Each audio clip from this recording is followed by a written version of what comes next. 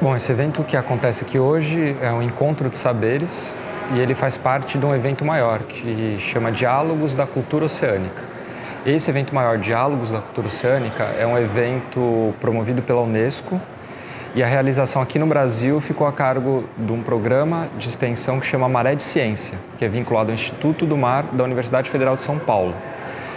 Então a gente tem essa série de eventos que vai acontecer ao redor do mundo, encabeçados aí pela Unesco, e essa etapa aqui no Brasil está sendo organizada por essa iniciativa da Unifesp.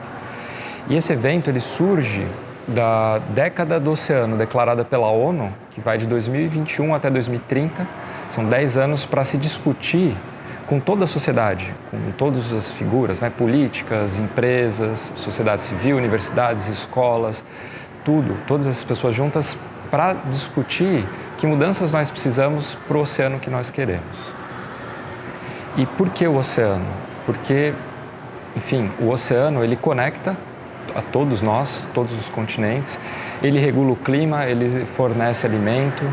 Então, o oceano é fundamental para a existência de todos os seres vivos, mesmo aqueles que estão no continente. Então, a gente tem essa dedicação nessa década para tentar primeiro, identificar os nossos maiores desafios, os nossos maiores problemas, e a gente quer propor soluções e botar em prática até o fim dessa década.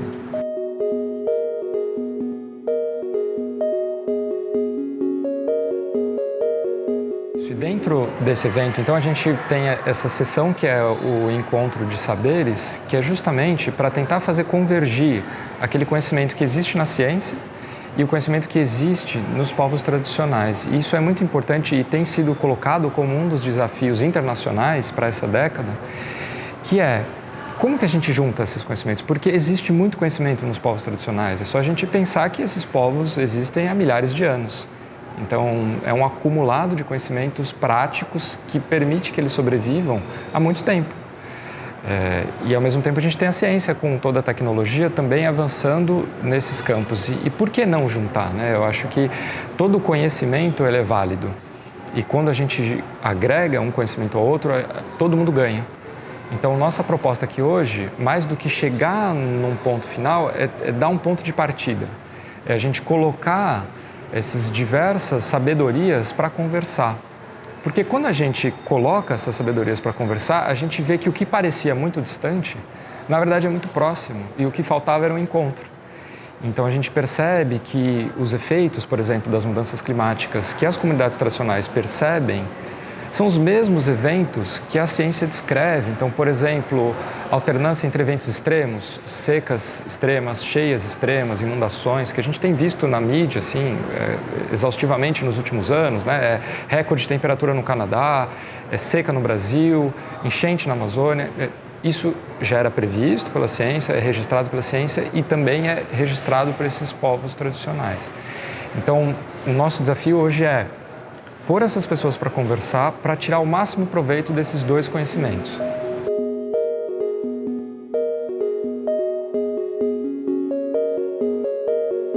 Eu entrei na organização do evento maior com a missão justamente de criar uma programação de diversidade cultural. E aí eu procurei a equipe do SESC, que eu já sabia que era engajada com isso, e a gente começou a amadurecer o que seria esse encontro, né? Eu trouxe para eles só uma ideia muito ampla, assim, olha, eu queria colocar cientistas e lideranças de comunidades tradicionais para conversar e para a gente ver o que sai, né? Então eu, como cientista, professor da Universidade Federal de São Paulo, estava querendo criar essa aproximação.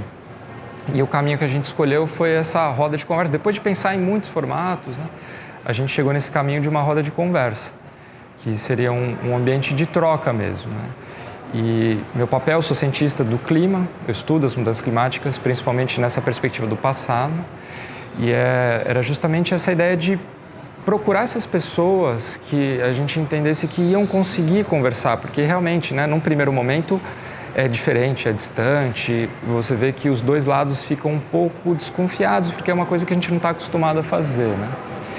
Então, dentro dessa semana que uniu aí vários aspectos, eu fiquei responsável por essa parte de pôr essas pessoas para conversar, né? E aí a gente construiu tudo isso aqui com a equipe do SESC, que fez um trabalho incrível, né? Que trouxe também essas lideranças que já tinham os contatos.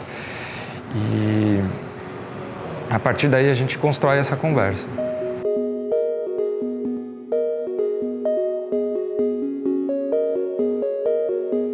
Eu tenho uma expectativa grande para esse evento, que é justamente começar essa conversa.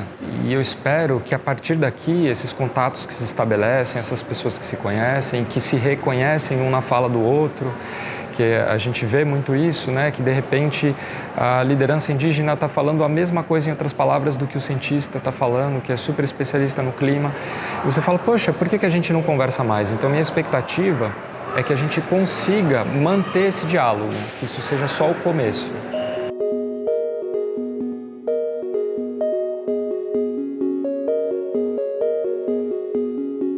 Hoje eu vejo uma confluência muito grande entre esses saberes